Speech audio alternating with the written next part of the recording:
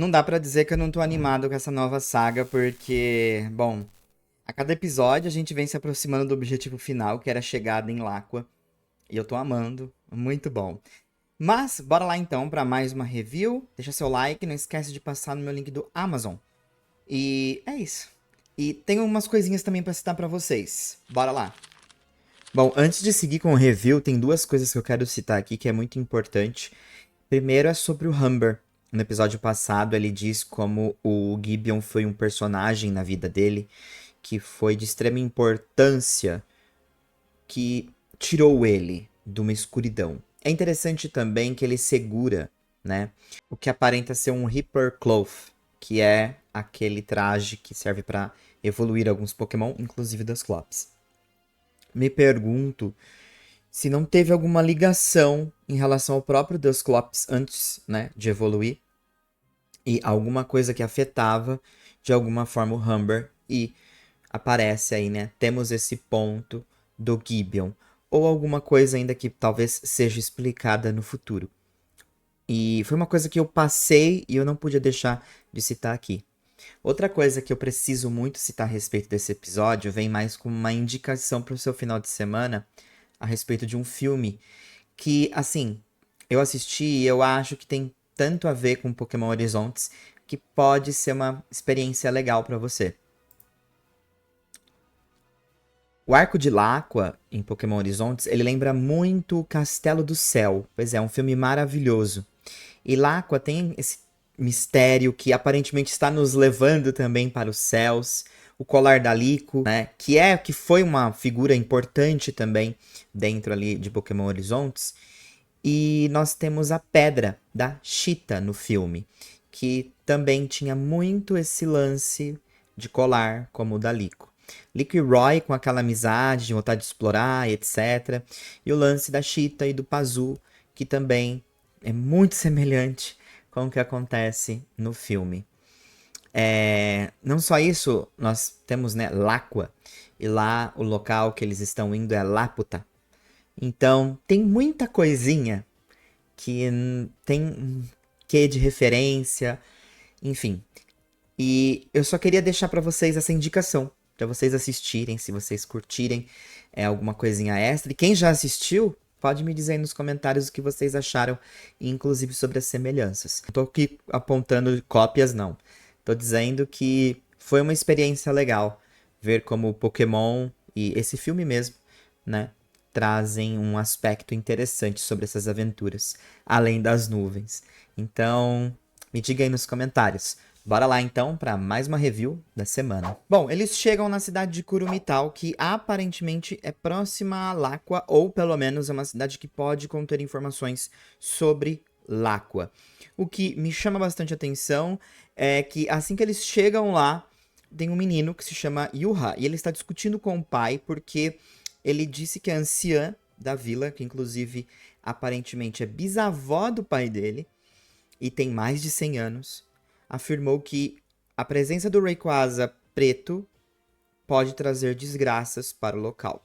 E ele está nervoso e eufórico porque o Noibat dele desapareceu. O Roy e os outros acabam chegando e acabam até discutindo um pouco com o Yuha, esse menino, porque eles dizem que foram eles que trouxeram o Rayquaza e eles estão pesquisando e procurando um local chamado Láqua e se eles conhecem esse local.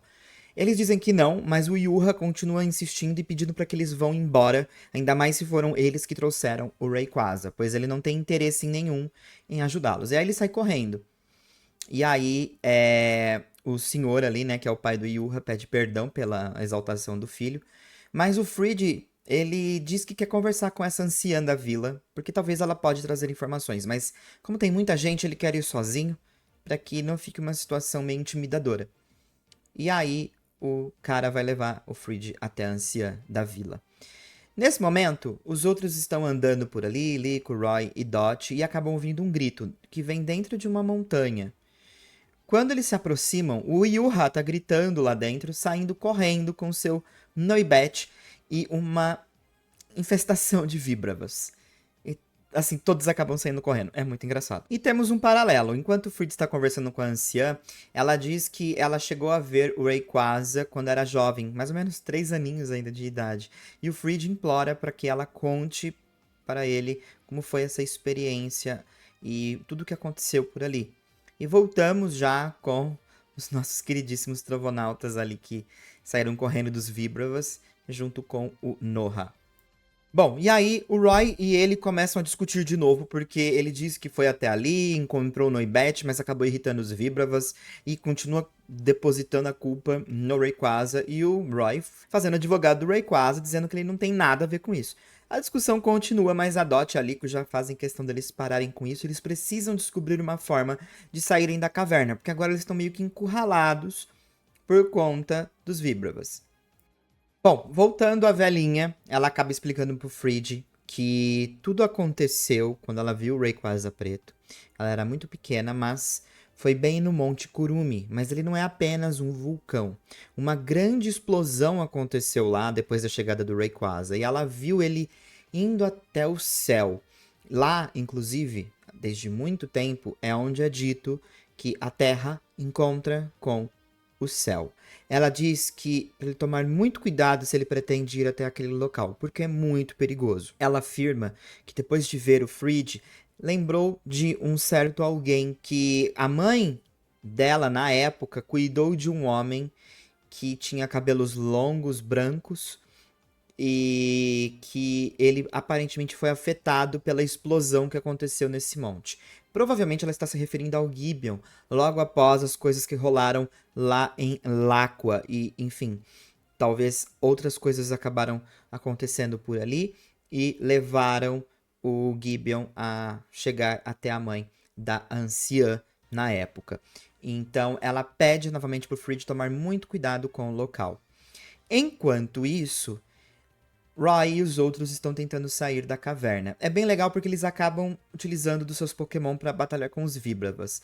Muito legal que pelo menos temos 2, 3, 4 segundos de Kilowattrel, Hatrim, Tinkatuf. E aí o Yuha acaba usando o seu Noibat, que ele usa um Dragon Claw. E aí eles conseguem passar, abrir caminho, fugir dali. O Roy até elogia a conta do movimento. E o Yuhi explica que ele estava dentro da montanha também pra... Enfim, ele costuma ir ali, na verdade, pra treinar o golpe secreto dele com o Noibat. E isso pode ter sido um problema, a Dot afirma, porque aquele local pode ser um local onde os Vibravas costumam ficar. E aí eles acabaram aterrorizando ali a situação e os Vibravas ficaram assustados. Mas, situação resolvida. É bem legal porque o Yuha acaba se animando com os outros ali, porque eles aparentemente já sabem batalhar, né? Já estão ganhando fãs! Pois é, porque o Yuha gostou tanto da forma como eles batalharam, que ele quer se tornar também um treinador como eles estão se tornando no futuro. Então ele vai se esforçar para isso. Olha o orgulho pintando. Muito bom, né? Bom, logo depois, o Fridge liga para os outros e pede para eles retornarem, porque eles têm um local para ir, que é aquela montanha.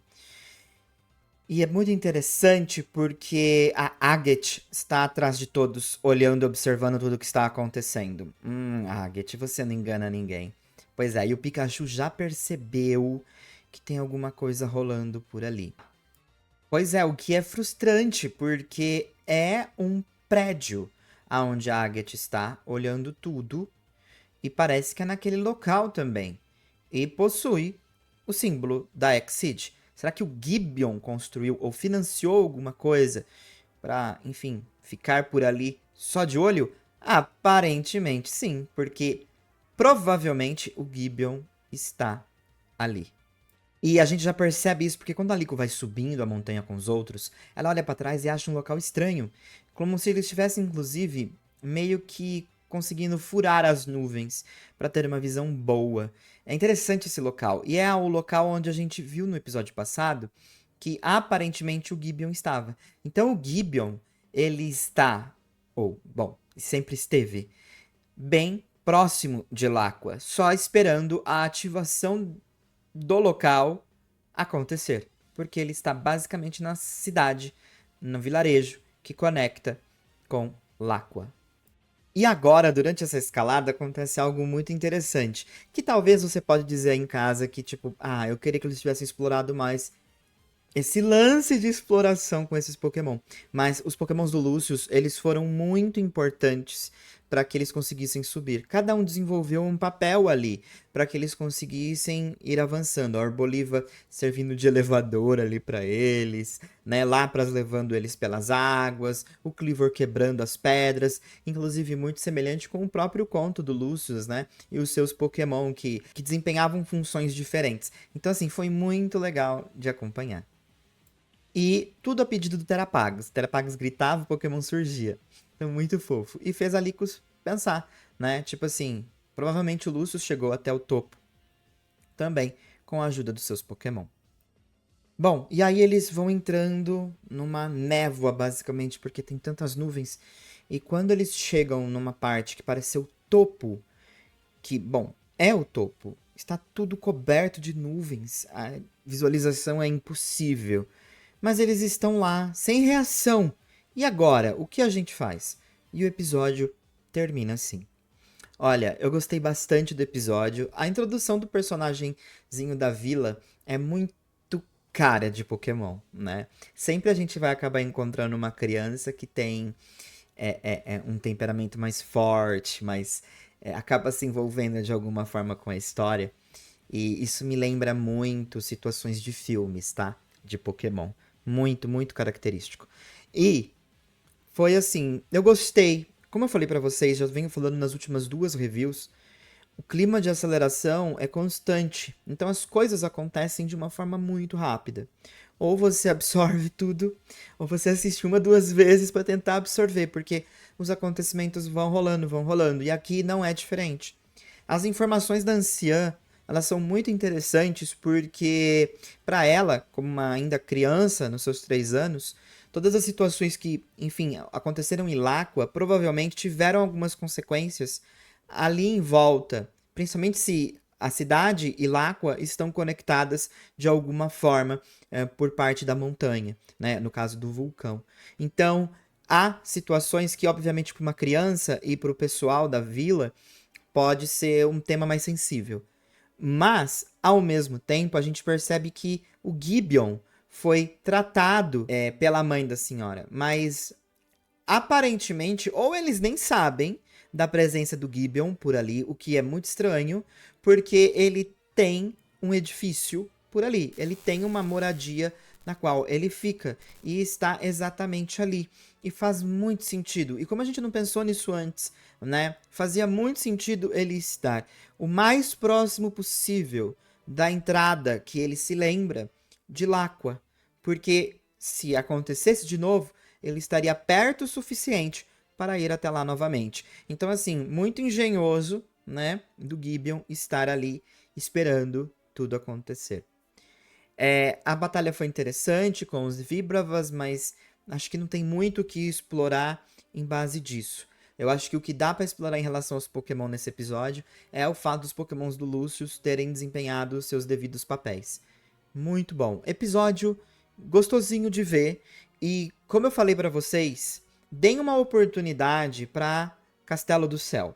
Esse final de semana, minha sugestão, se for valer de alguma coisa, deem play nesse filme. Procurem na internet e assistam. Quem já assistiu sabe muito bem do que eu tô falando. Quem ainda não assistiu, pode ser aí uma coisa interessante pra somar, né? No sentido de ter uma coisa como base.